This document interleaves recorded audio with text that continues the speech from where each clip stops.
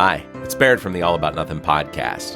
This holiday season, make your celebrations unforgettable with ZJZ Designs.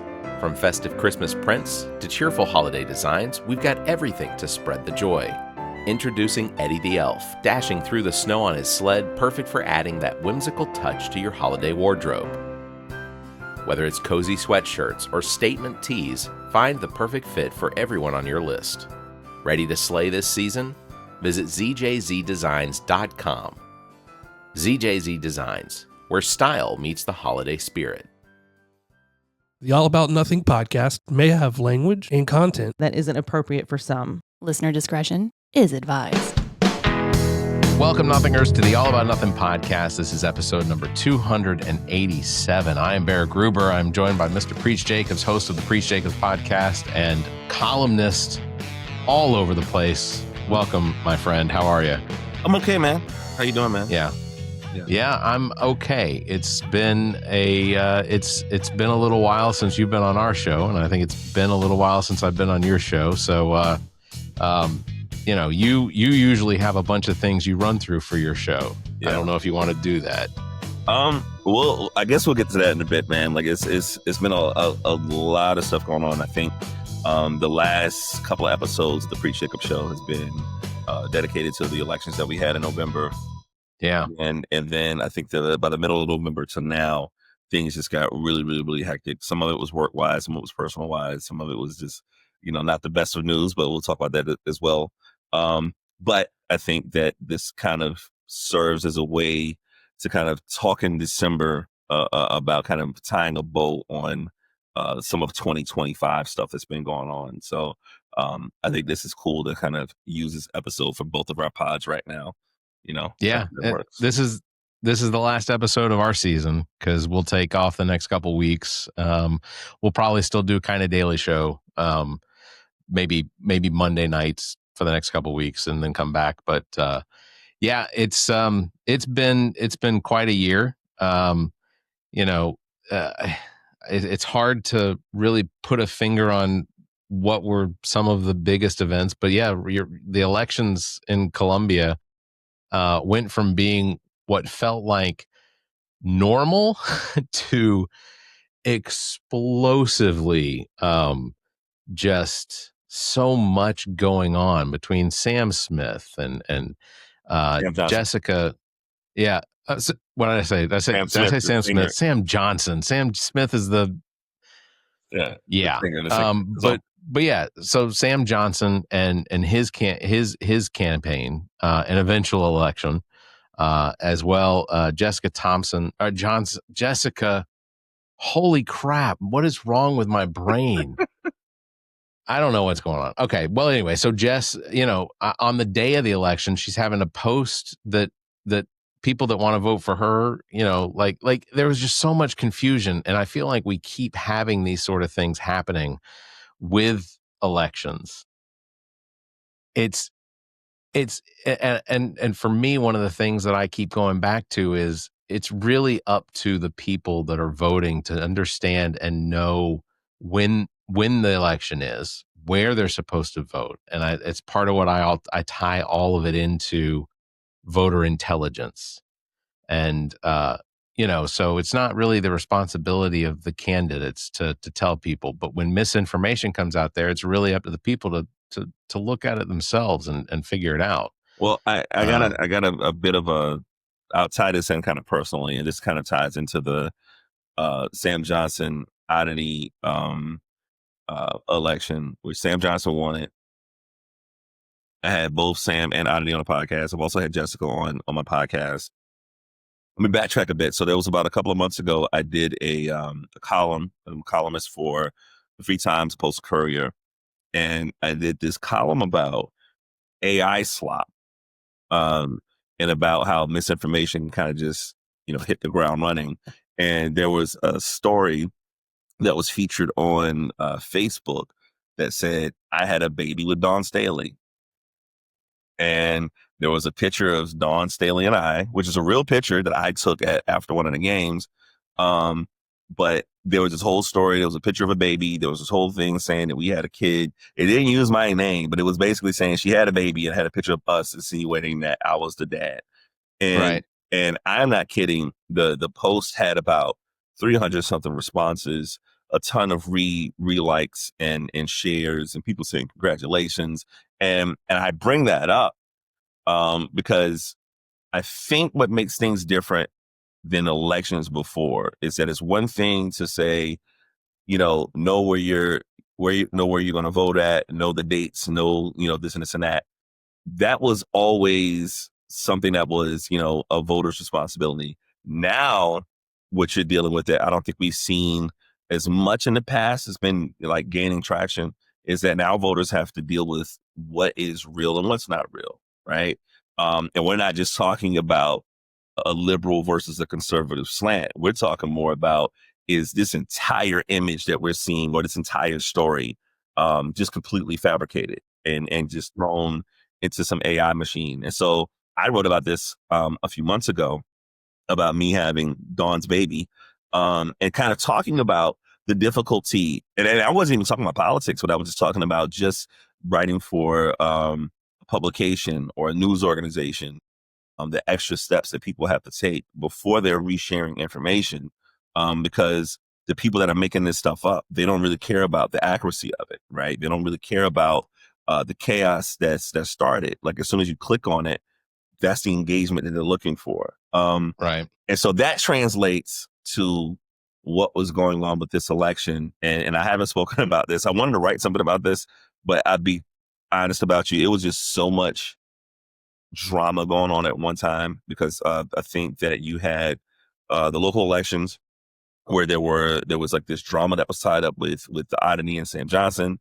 Then there was an issue, because I write for the Free Times. I also have been a performer and supporter of New Brooklyn Tavern. There was like a public fight that New Brooklyn Tavern, the Free Times, is having that was very, very, very public. And then at the same time, Finley Park was reopening, and there was this really huge pushback on the clear bag situation. And so I was thinking of writing about something, kind of talking about how Columbia is kind of lit right now.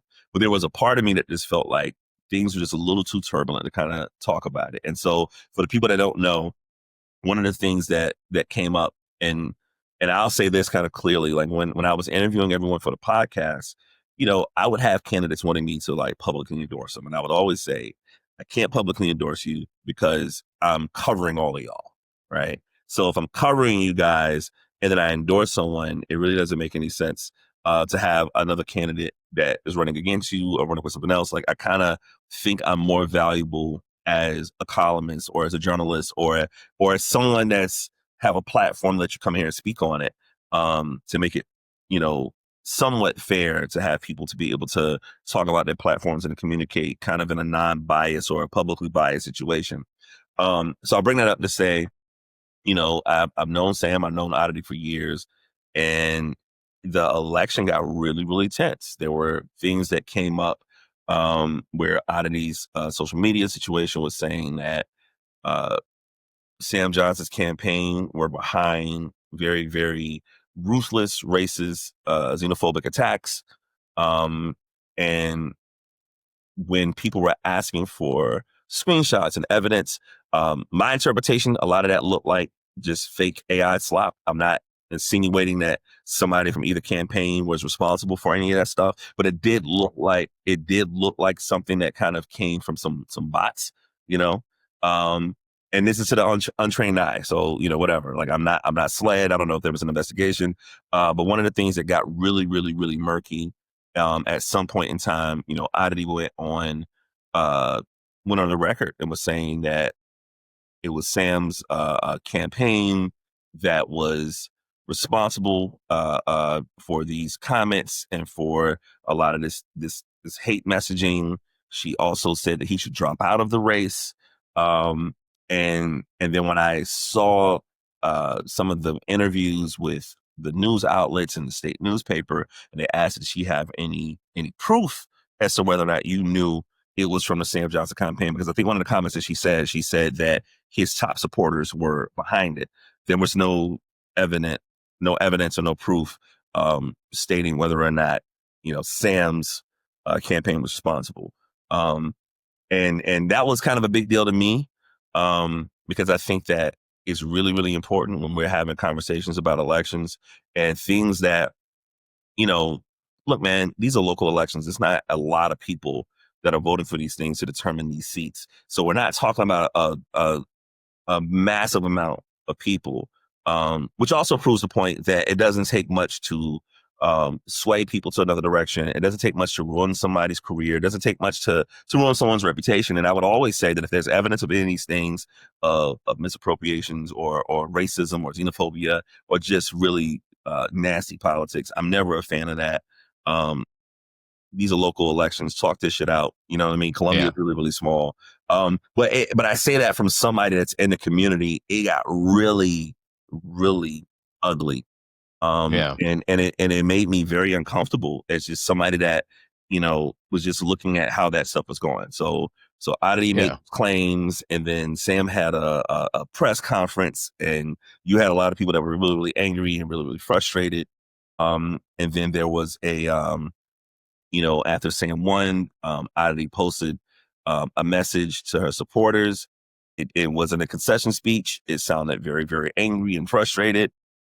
There was an incident that I heard about that happened at Finley Park that I'm not going to get into gossip about, but it was something that made me feel like, okay, it felt like a bit much, especially for local politics. Well, and I wasn't the biggest fan of it. Yeah, and just to point it out, like you mentioned, you've known Oddity, you've known Sam, these are people that you've known for several years, and I imagine that there is a bit of a relationship, as friendship or what have you, but there's integrity, there's implied integrity in both of them, just based on the fact that you had both of them on your podcast. You had them come on to talk about their campaigns and the issues and such that affect Columbia. So when you see that sort of thing start to fall apart, when in reflection of what you've tried to represent, or you've tried to at least allow them to use your platform to express themselves, and you begin to see that fall apart, it makes it difficult to honestly, it makes it difficult to want to be involved anymore. Yeah. I didn't want to be involved at all. And the only reason I'm speaking about this is because it's been kind of like a month since the election. And so there's kind of, I don't know, there's still some tensions going on right now, but it at least feels like things have kind of calmed down a bit. Because I think that as much as I want to write about these things and be in a unique position of being somebody in the community as a writer, as a columnist, or as somebody that's, people say activist, I don't use that term. But if I've been involved in the community for a long time. So when I see things like this that happens, it makes it incredibly unfortunate, which is why when I wanted to write something about this, I wanted to tie it in with the New Brooklyn and the free time situation, because the framing of what I wanted to say was, I was like, hey, I've been writing for the free time since I was 19 years old. I'm 42 now, right? New Brooklyn Tavern was one of the first places I performed at as a musician, as when I was a teenager. More than anything about taking sides, I want to talk about, these are two major institutions in Columbia that are very important to me, that I need to see y'all work this shit out, right? That was primarily what I wanted to write about, and kind of tie in the election with that, and kind of tie in kind of some of these things with the community needing to work together. But at the time, things were just so turbulent that I thought if I wrote anything about, the New Brooklyn situation, and New Brooklyn supporters saw the word free times associated with it, that it was just going to kind of just have this whole attack of people supporting New Brooklyn, and then vice versa. If I sent a column defending New Brooklyn Tavern to the Free Times, they might not want to run it. So it was just something that was just extremely unfortunate, because I know what it looks like when the city doesn't work together with stuff. Like from a creative perspective and an artist perspective, I know what it felt like doing hip hop shows and not getting government funding, not getting grants, not having venues that want to fuck with you. So I remember the days of infighting, and I just don't think that it's the direction it needs to go into, especially when it's just, man, man, when Trump gets that third term, you know what I mean? Like, why would you? All this shit, man. You know, we need to figure this stuff out right now. And so I think that was kind of one of the things that I kind of really want to talk about. And what made me uncomfortable about the accusations with the election was, as a Black man from the South, I know historically, when there's accusations of things, when you're accused of something, sometimes that if you're accused of something, all it takes is a sprinkle of an accusation, and it could be damning to your reputation. It could be damning to your life. It could be damning to whatever. So I'm really, really hardcore about, like, yo, if you want to say, you know, on the record that Sam's top donors are responsible for this, if you're going to say that his people are responsible, or he's responsible, he's behind it, he need to drop out the race, you know, one or two things: either have evidence or lead into an investigation. And I don't know if an investigation has happened or is going to happen, but I'm just really, really careful that if I say anything, I want to make sure that I have evidence to back it up. And that's why I brought up my name being tied into an AI story, right? Yeah. You know, and because honestly, I didn't see that whole article written about me and Dawn Staley. Somebody sent that shit to me, right? And then you sent it to me. Yeah, exactly. I was like, so I say that to say that there is at times a lot of disinformation, whether it's negative, whether it could be, sometimes it could be misinformation that is probably considered lighthearted. It could be something, whatever. But when I say things are real or not real, or someone has, you know, if someone's being malicious, I want to make sure that there's real evidence and support for that. And that was something that, seeing how that went online, because I didn't respond to any of those comments.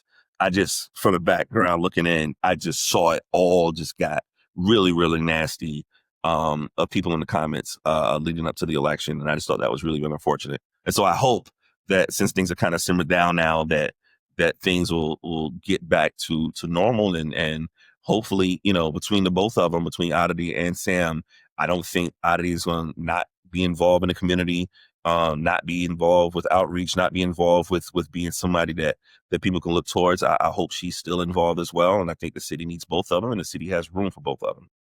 I think the city would benefit from having both of them. Absolutely. You know, I think Sam is outstanding, and Oddity, you know, her years already having been a council member, I think that she was one of the good voices in, you know, recognizing the issues.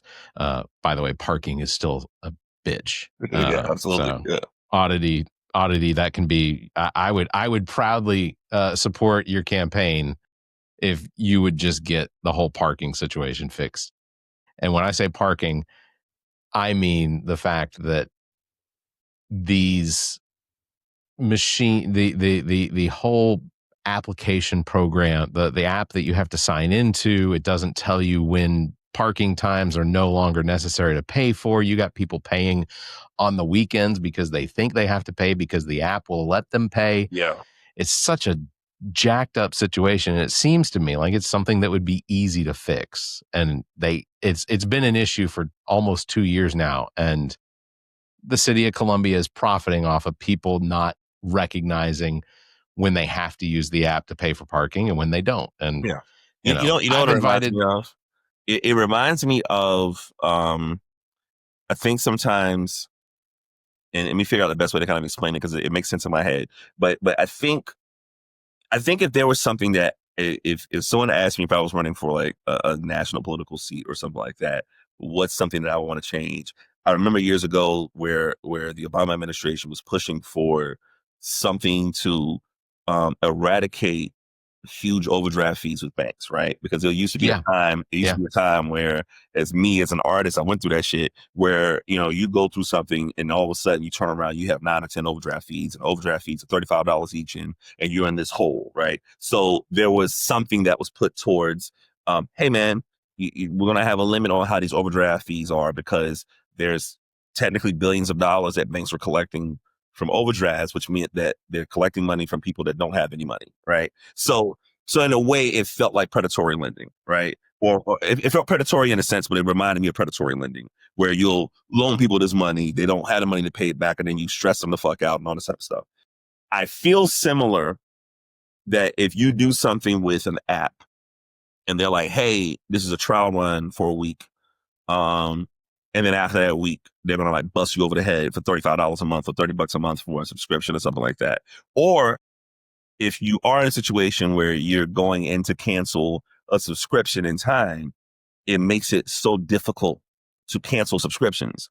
I feel like things like that are not user-friendly and designed to make it difficult for people to opt out of things, designed for people to not be able to find information that they need to find. And it just makes it like a kind of a headache. And I say that because that seems to be kind of the language that I think people usually hear when it comes to situations with parking or anything dealing with like paying bills with the city. Like there's something that always happens where people are like, the information isn't as clear. I don't know what I should do. I don't know how to do this. I literally had a time where someone put a ticket on my car when I was outside and I paid with my app and I had to go to the meter person. And mind you, they're automatically already on edge because anybody that goes to one of those people, they're already assuming that someone's going to cuss them out because they have a ticket. So I have to be, excuse me, hey, how you doing? Listen, on my app, this is my car. I'm still covered right now. And the person looks at it, says, oh, we messed that up. And then like cleared it up on the spot. Right. But I'm like, what would have happened if I was an upset person? What would have happened if the average person goes through these things and they're paying these fines? And so I get it. But that was one of the things that I heard a lot about are people dealing with those, dealing with the payments for the meters and things like that. It's been very frustrating. Well, and just to acknowledge, Columbia is not the only customer that Passport uses for their parking. So, there's something like 980 or 1,000 cities that are also using the same app. So Columbia being, number 84 in the market means that the potential is that they may not be very high up on the priority list, which I get. But just explain it. Just tell us, you're trying to work with them. But I've tried to contact Rickman to come on the show to talk about literally that several times and gotten no response. So, really? Okay. Yeah. It's not maybe you and I can just go park outside of the office. We'll just all right, let's see how they go. We'll bring some chairs. I interviewed him for my pod like a year or so ago. Yeah. I would say he seemed gung-ho to do it. I had to reach out to him a couple of times. And then when I reached out to him again with the text messaging, I never heard back. So I don't know. This might have been one like, hey, you already got your one conversation. Right? Look, I'm going to tell you right now, Rickman, you can sit right here. My arm will just right here. Anyway. Yeah. And people have told me he's not a bad guy. I think that he's done fairly well as far as responding to the people in the community about the issues that they have. And he seems to listen, and he's very quick to send a letter in response to letters that he receives. So that to me is the sign of a good representative if they're at least willing to acknowledge that you are trying to communicate with them. Oh, speaking of which, I think this is important to say as well. You can tell I haven't done a pod in a while because I'm very wordy, but I feel like, so I had a couple conversations. I thought you were just an author. Listen, that too. No, I had a couple conversations with Jessica Thomas that ran for mayor. I interviewed her for the podcast, and then we had to sit down after the election, and it was kind of like I was really impressed with her saying, like, from the outside looking in, what were your thoughts on this? What were your thoughts about the election? And she was really, really upset about losing the campaign to Rickman, and I'm like, well, look. I was like, very rarely do people, win their first election. I mean, people like Oddity probably won their first election, things like that. Obama probably won all his elections, whatever. But those are really kind of outlier situations. And I said to her that usually people run for something small and build their way up. And the fact that like a 27-year-old woman is running for mayor, I just thought that what I think is really important that I've been seeing, and I think this uptick happened especially after, Trump was elected their first term. You're seeing a lot more young people getting involved in the political spectrum that probably wouldn't have done it before, right? You've seen like these large numbers of young people coming in.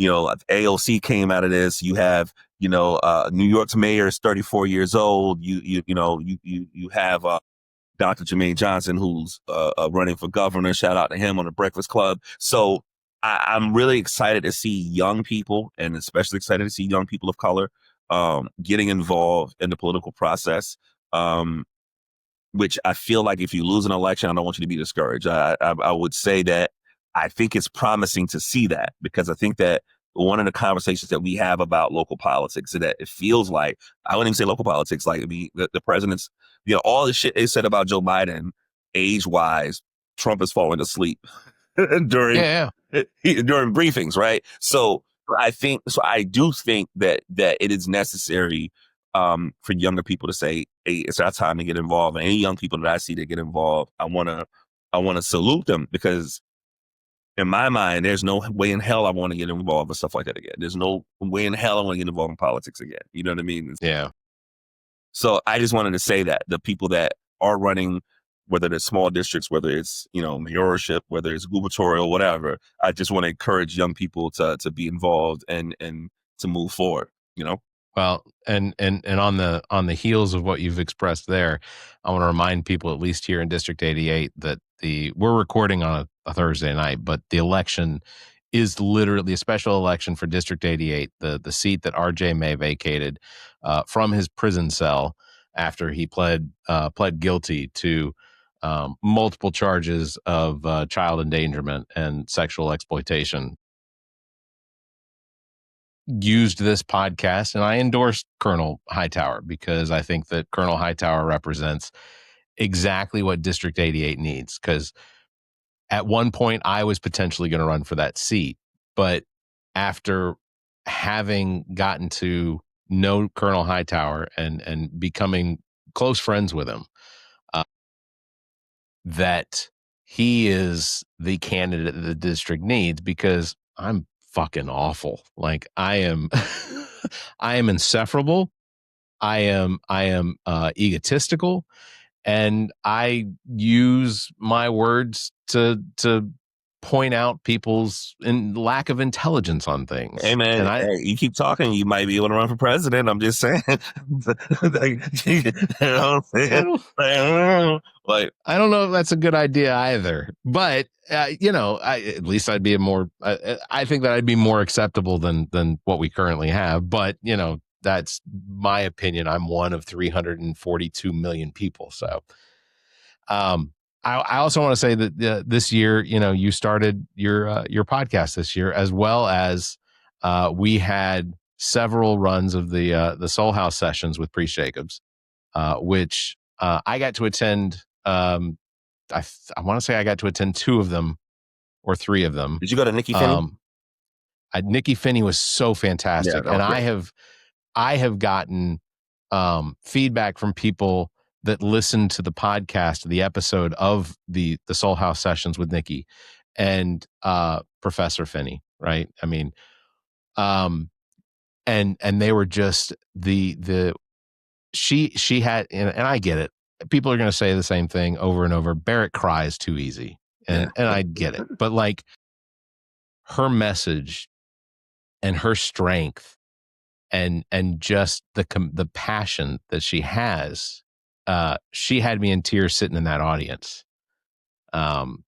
Just unbelievable. And then when you and Dre pulled out the portrait that Dre did of her, dude, I mean, chills. Like I had goosebumps from her reaction and y'all's reaction too. Because and I love Nikki because Nikki, she's a civil rights activist. Her father, the first Black South Carolina Supreme Court Justice for Supreme Court Justice of South Carolina, Ernest Finney. There's a center named after him. So she's been gangster. She's been involved in this community. She's been through the movement. We started our conversation and she's just like, I'm not here to entertain. I ain't putting up with no bullshit. So when we were first talking and we were just like, she's like, I want to have a real conversation. I was like, yo, I got something for you too. At the end of this, and she's like, yo, ain't nothing going to bother me. You know what I mean? Like she was really kind of like, So to see that response from her, you shocked her, man. Look, and shout out to Dre. And I say this 100%. I say this lovingly about my boy Dre. I say this lovingly about Dre. deadline is not his best friend, right? Sure. And let's just say that we were having a conversation on my porch to create that art piece for Nikki. It was probably 2 weeks out from the event. Yeah. And so that meant that he had to like illustrate it. He had to, create it, illustrate it. And then we had to have the leeway to get it printed and get it in on time. So for him to get that done as quickly as he did, that is the fastest I've ever seen that man get work done. And when I was pitching the idea to him, I'm like, this is the response that I want to get out of it. You know what I mean? And I think that it's important that the people that have been doing work here, especially, it's important to me as kind of someone that I'm a Black creative here, Black author here, that when I see people that have been doing those things in the past, I want to have an avenue to show that respect and love and let them know they appreciate it, because I don't think enough of that happens, right? I think that comes from hip hop culture, and hip hop culture is always fuck the old, move in with the new, right? And some of it is a survivalist tactic, and I get it. But I also think that paying homage to those people that look like you and went through the stuff that you went through, and showing them that respect, I think that's very, very important. And so that response from her has been a big deal. And when we get off mic, I want to tell you what I have planned, maybe for January, February, that maybe we can get your help with. That's kind of in that same vein. But yeah, sure. So the first, for the audience that don't understand, that don't know, my art gallery, Soul House, was on Lincoln Street, 1223 Lincoln Street. And we've relocated inside the Coker Center for the Arts. And when we relocated, the partnership was, hey guys, I don't want to just have you guys absorb the artwork that we have on the walls from these amazing artists. I want you guys to help me absorb some of this programming. And one of the things that I wanted to do was have low overhead programming that was very, very simple to orchestrate, but impactful. And so we want to do this thing called Soul House Sessions, which is literally, 2 chairs, and have a little table in the middle with some bourbon maybe, and have a conversation with impactful people in the community. And then we'll have an artist feature. So the Nikki Finney show, it was her and I having a conversation. Dre Lopez had his art show, or his art exhibit, and then we had the Nikki art that we revealed to her as a gift.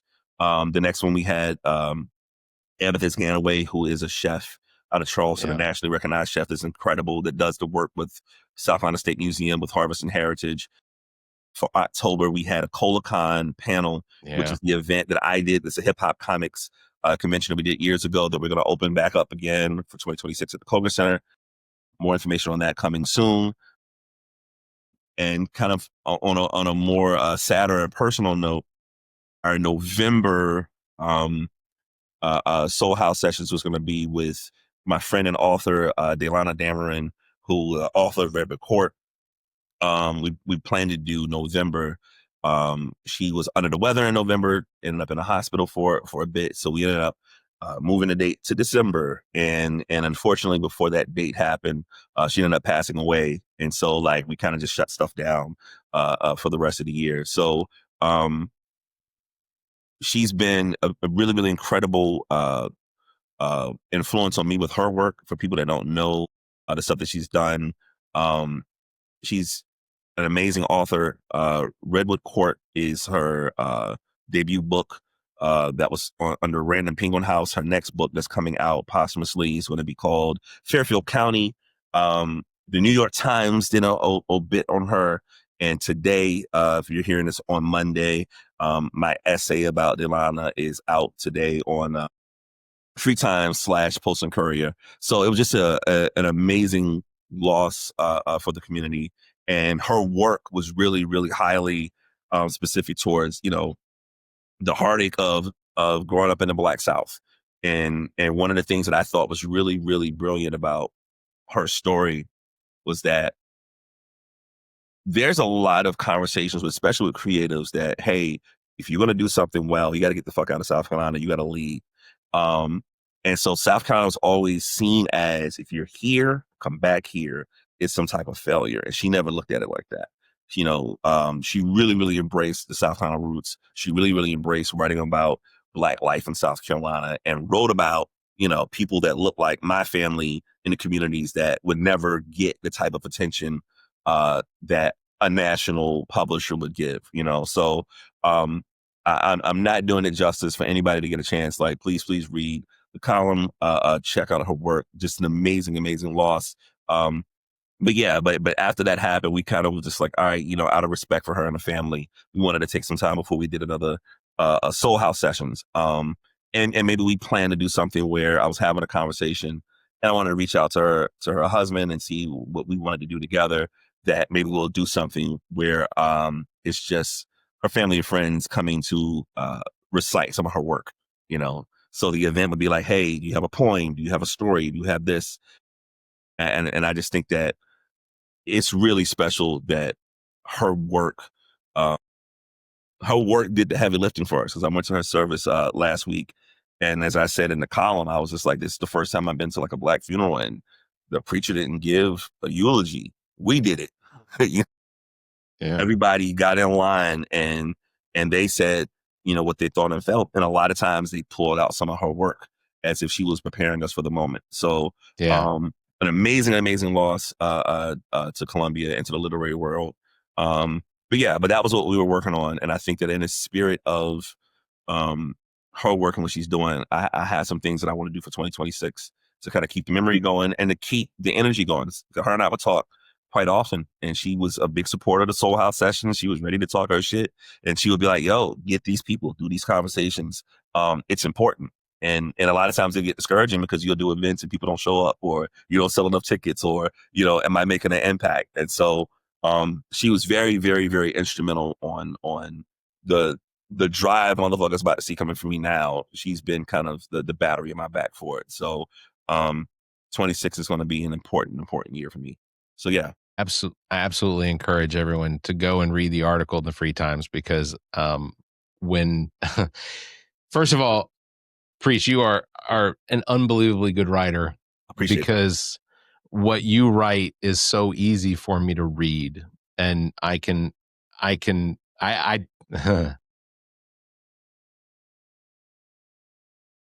I did not hold back any tears.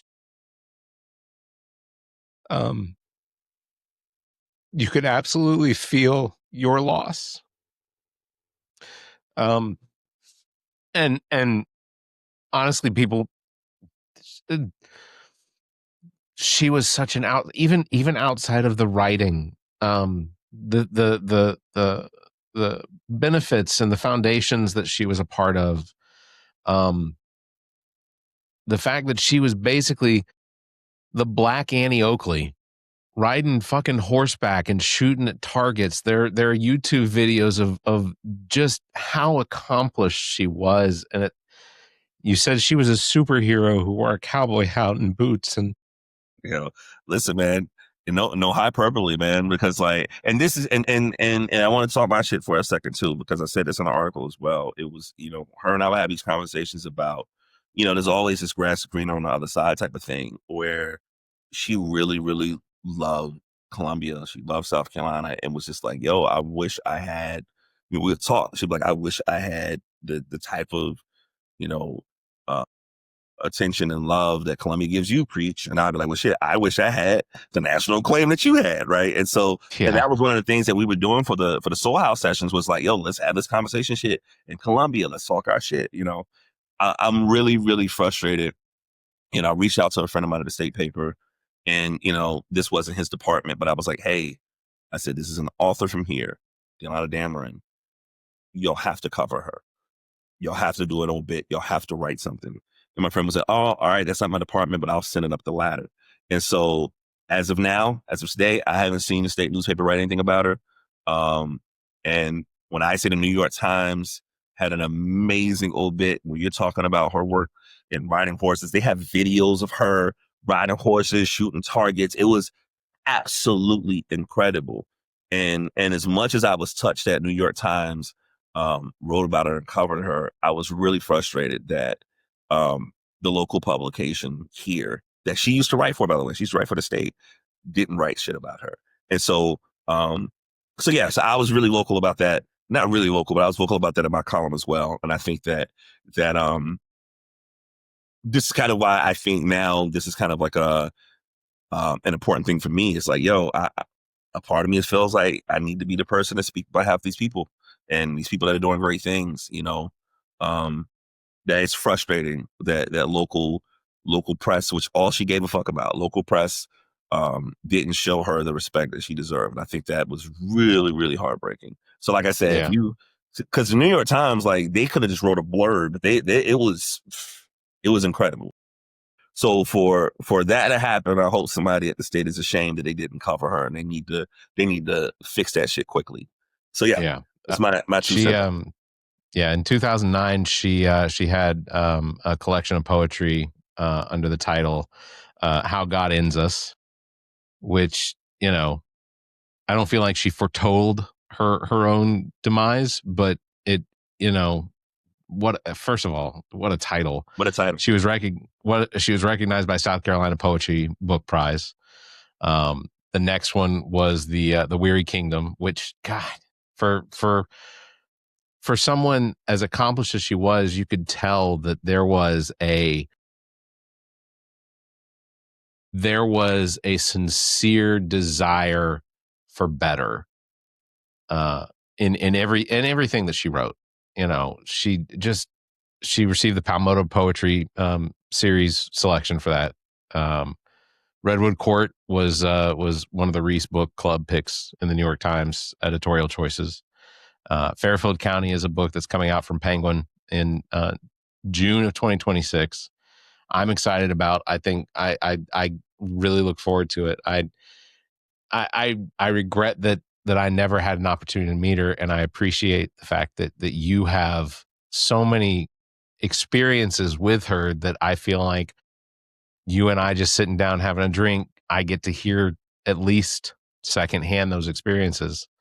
One of the big things that she has is the equestrian.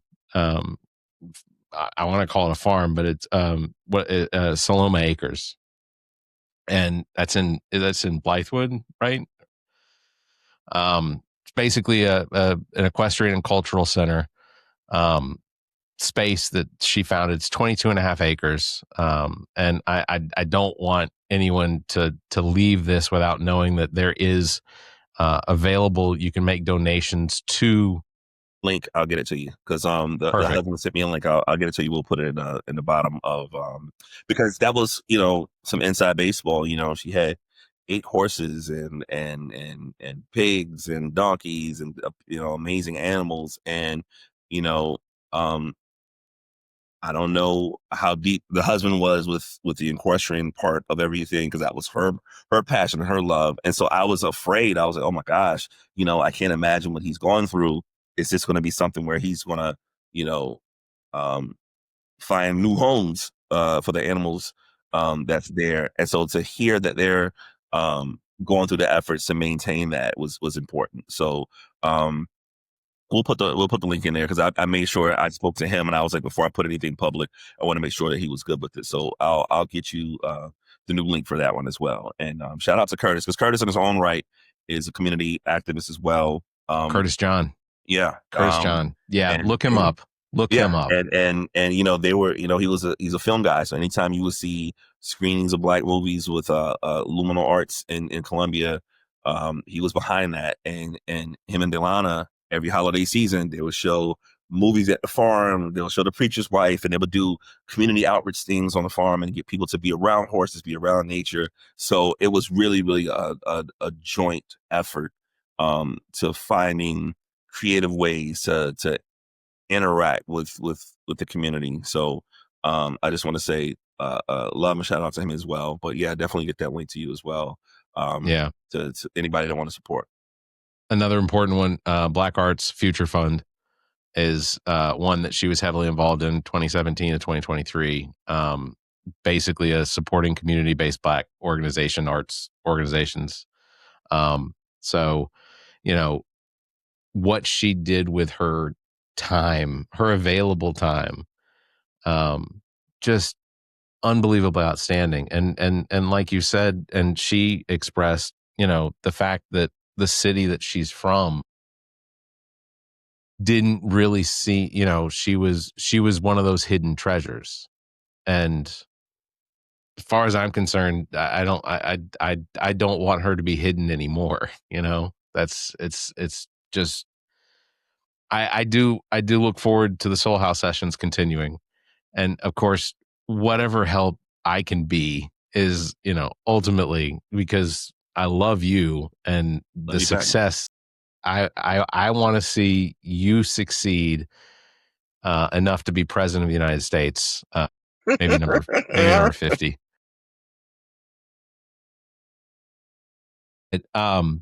Yeah. So 2026, there's a lot to look forward to.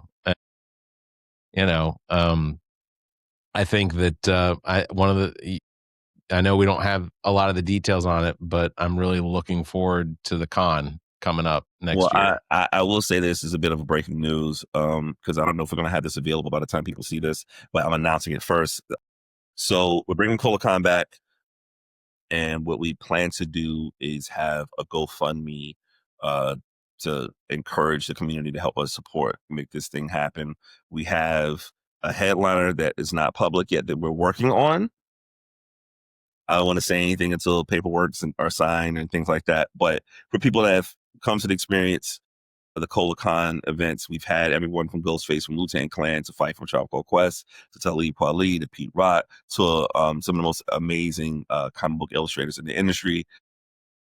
I think we have a great track record of letting the community know that like we do some dope shit with hip hop and comics. And so the way we're going to do our GoFundMe, instead of just having just a pitch video, a partner with my friend Bill Grant for As Told by Podcast. And so we basically did a podcast interview / GoFundMe pitch. And the interview was with Sanford Green, talking about the importance of hip hop and comics. So like when we put this out, it's going to have the information to be able to donate and give to help ColaCon happen. And also going to have a talk with the leading man with hip hop and comic book culture, Sanford. So that's gonna be coming soon.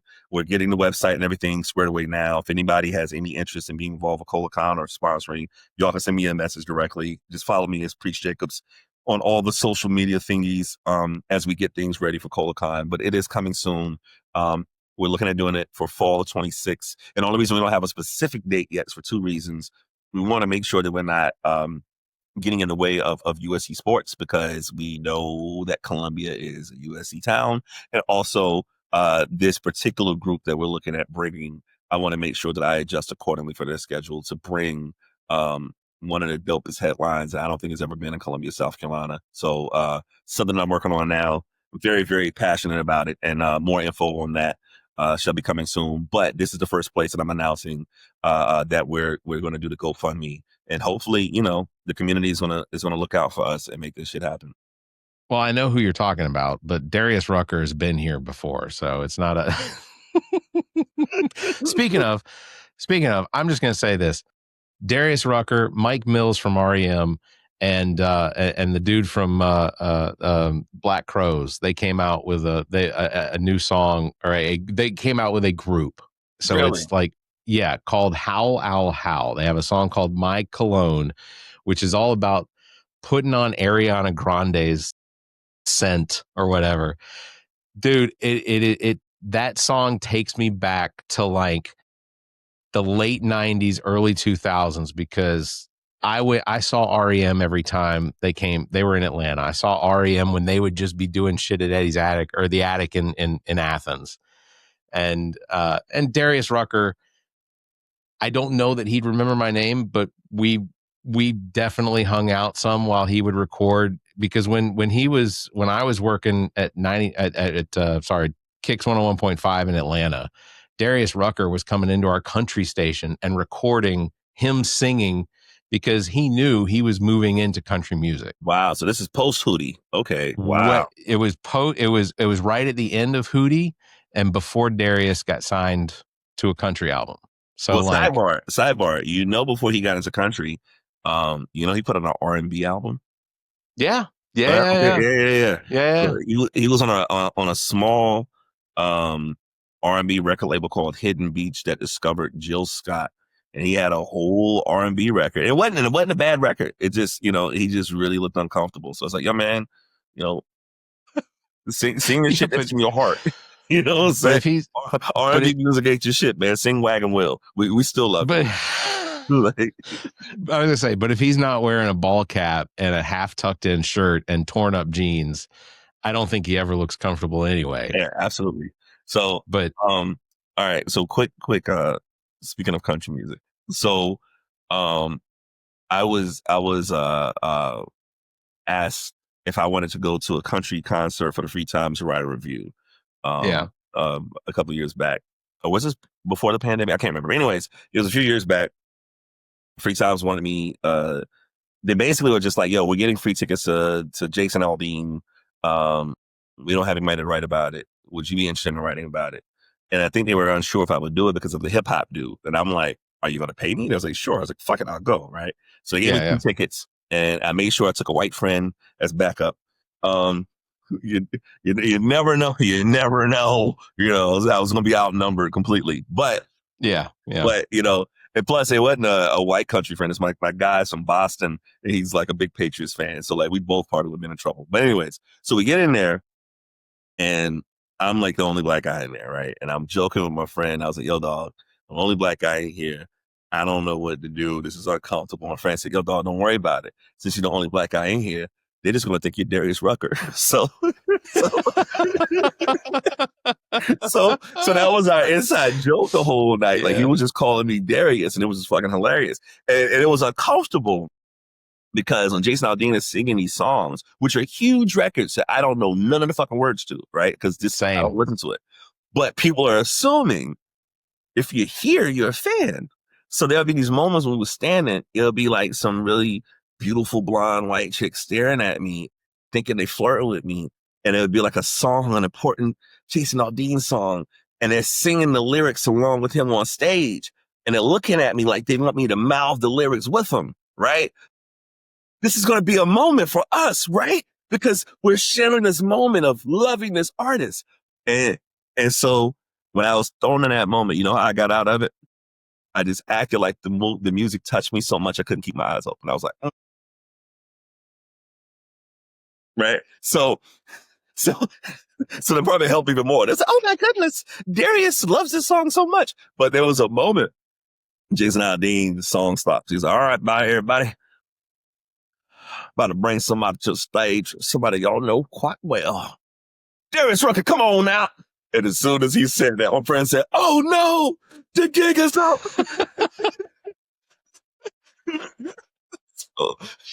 Did Darius Rucker actually walk out on stage? Yeah, he performed. Yeah, he performed. Yeah. Like Jason Aldean was the biggest motherfucker out at that time, right? So yeah. So that shit was hilarious. So see, you want to know how disconnected from country music I am now? What's up? I don't know a single Jason Aldean song. I couldn't name a single one. And I know there are people that are listening to this or watching this going, Jason Aldean songs. I don't know they're him. I couldn't, that's, and that's my fault, because my playlist. So do you do Spotify or Google or whatever? What was when you did your year in review, what was your age? I'm much older than what I'm supposed to be. I think I'm like 50 something. Yeah. 71. Really? 71. Old and grumpy. Yeah. I love it. Which I'm going to be completely honest with you. When I go to concerts like Ben Folds or I go to like Cake or Bare Naked Ladies or Blues Traveler or whatever, everyone else in that audience older than me. They're all older than me, But that's just whatever, Well, I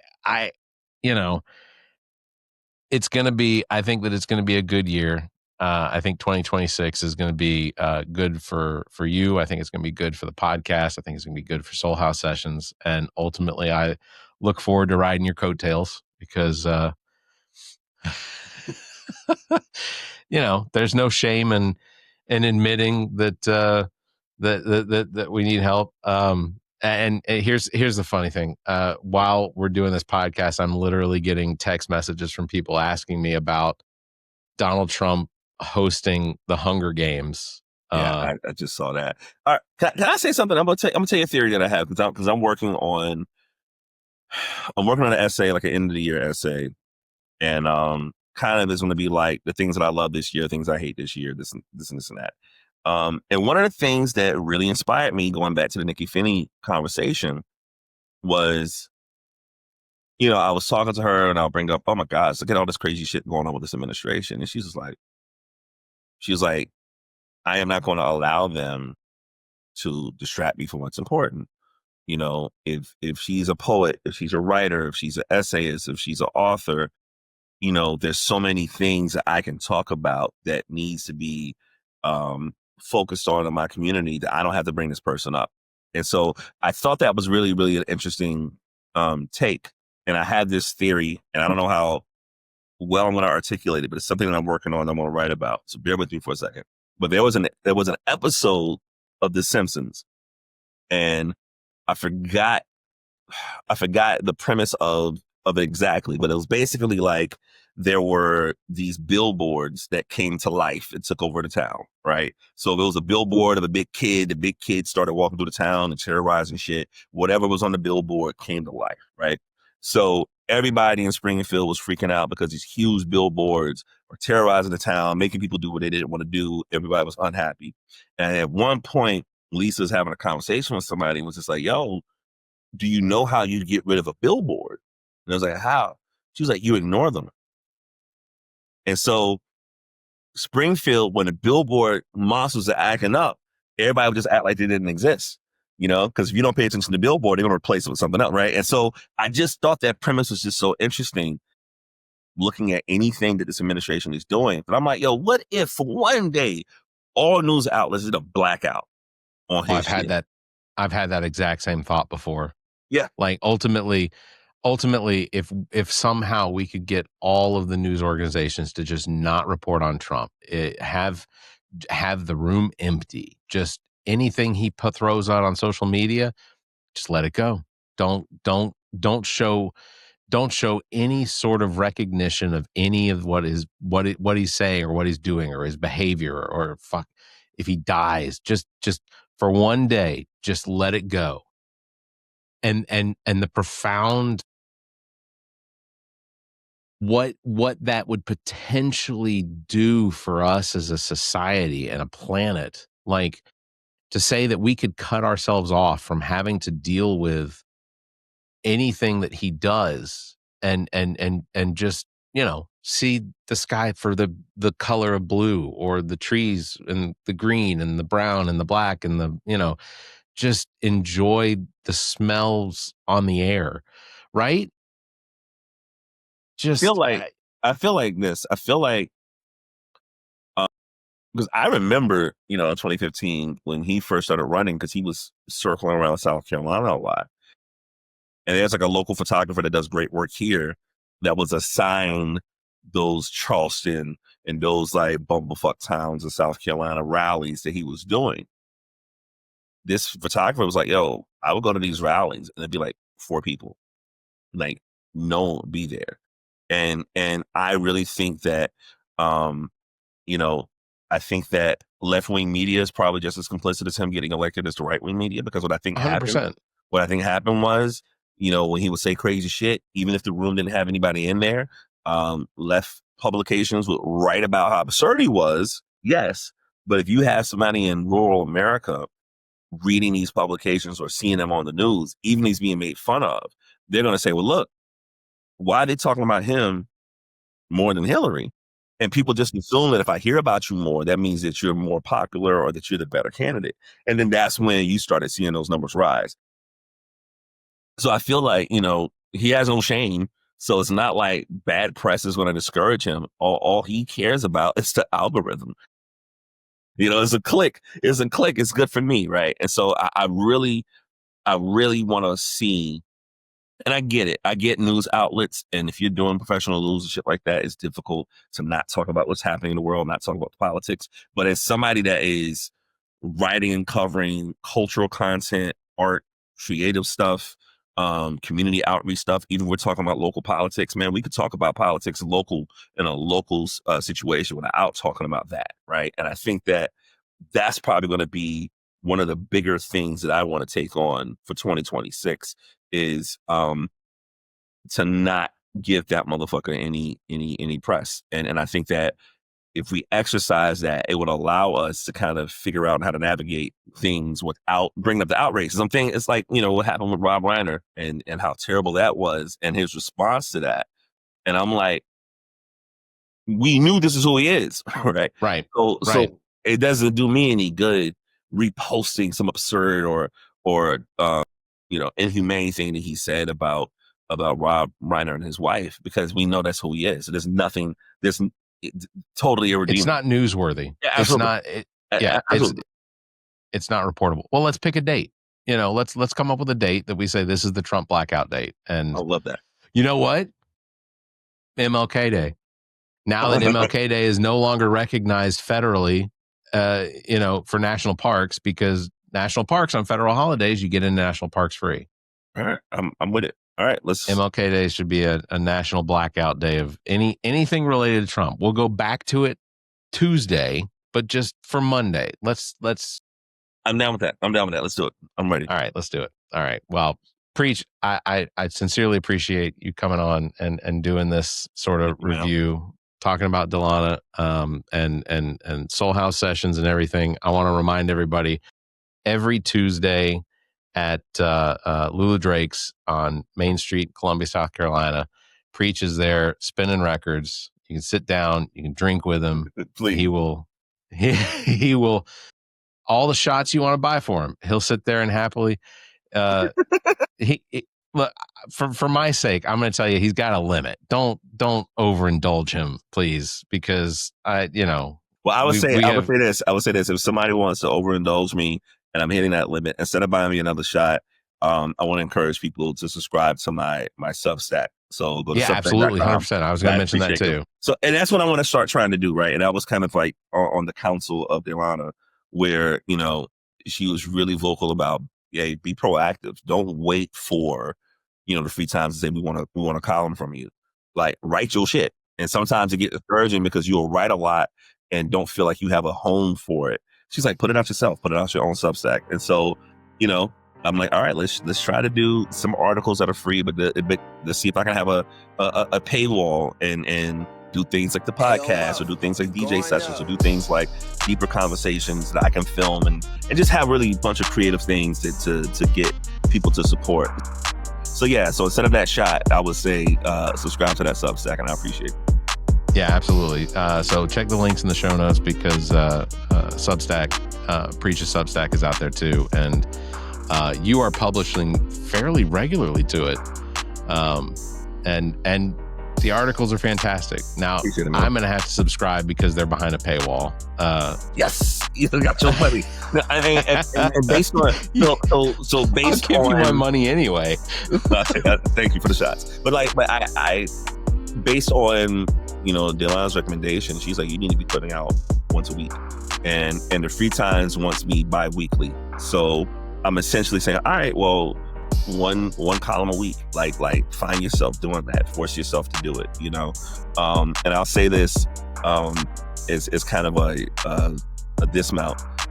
One of the motivations that I have when I get discouraged about writing, there was it Peter Hamill? Can't remember, but it was a really, really famous columnist. I think he wrote for the New York Post way back in the day. Really, really grumpy guy, but amazing columnist. And there was a great documentary on him on HBO. And there was something that he was talking about, because he had to write a column constantly. I don't know if he had a daily thing or a weekly thing. He had to write it constantly. And he said there was a moment where it was difficult for him to figure out something to write. And an older person from the newspaper came to him and said, yo, man, you got a deadline. What's going on? And he said, man, I don't know. I have writer's block. He said this old newspaper guy looked at him and said, you're not important enough to have writer's block. This shit done. And I thought that was just... So anytime I'm discouraged, I'm like, nah, why do you have writer's block? Fuck you. Right. So whether or not it's good or not, I'll leave it to you guys. When y'all subscribe, y'all can fuss at me if it's not good enough. But what I am going to do is I'm going to be proactive and right. And sidebar, I've had this sitting in front of me. This book here, Sing the Truth, is a compilation of short stories. Delana is in here as well. So when I was working on my column, I remember she gave this to me as well. So I think it'd be cool that we put a link to her books in there as well. I think it'd be dope. Yeah, 100%. I will absolutely do that. Yeah, I'll put a link to all of her publications and her books, because I want her memory to go on as outstanding as she was.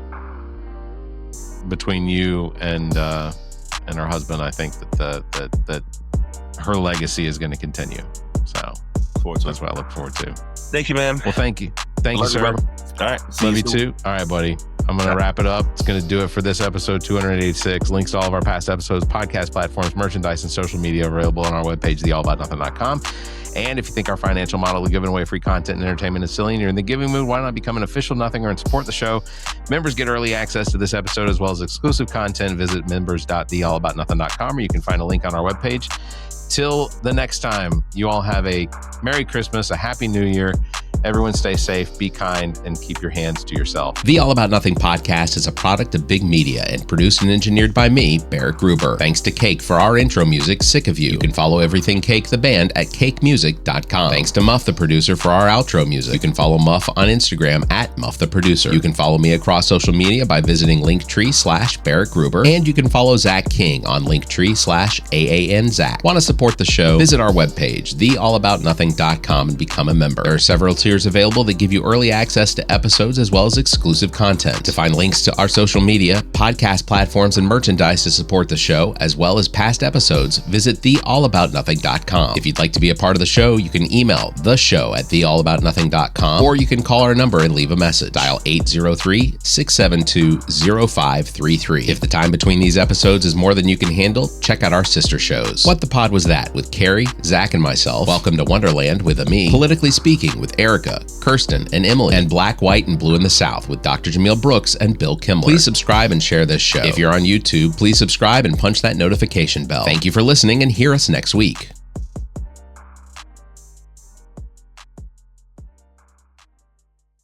The preceding podcast is a product of Big Media and copyright 2025, all rights reserved.